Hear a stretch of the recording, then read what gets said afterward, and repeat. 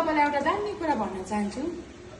त्यो कुरा चाहिँ के हो भने नि, यदि तपाईँ एकदमै चेपारोमा छ भने, तपाईलाई एकदमै सबैजना फ्यामिलीबाट पनि तपाईलाई कुनै सपोर्ट छैन भने, तपाईलाई भनाइ निन्दा, तपाईँ जति नै राम्रो बाटोमा हिँडे पनि तपाईलाई नराम्रो मात्रै देखिरहेछ भने नि, तपाईँले त्यो मान्छेहरूलाई पनि तपाईँले मिठो बोलिदिनुहोस्।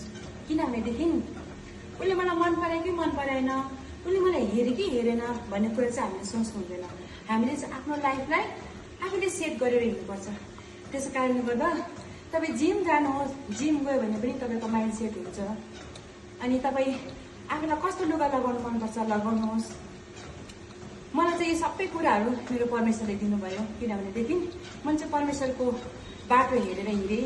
त्यसै कारणले गर्दा परमेश्वरले चाहिँ नि साथी नभएकोलाई पनि दामी साथी दिनुहुन्छ, पैसा रुपियाँ नभएकोलाई पनि सबै त्यो पैसा रुपियाँबाट आउने ठुलो कुराहरू पनि दिनुहुन्छ। त्यसै कारणले गर्दा आज म तपाईँहरूले सानो कुरा भन्छु।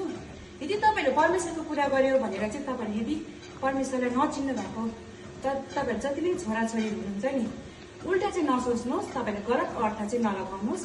किनभने तपाईँहरूको आफ्नो आफ्नो लर्ड छ, आफ्नो आफ्नो उपरवाला छ, मेरो चाहिँ परमेश्वर छ। त्यसै कारणले गर्दा मलाई चाहिँ यी सबै कुरो दिनुहुने मेरो परमेश्वरलाई नै म यी सबै कुराले उहाँलाई नै अनर गर्दछु। त्यसै कारणले गर्दा सानो कुरा भन्दै तपाईँलाई म बाई भन्दछु। Good night, see you.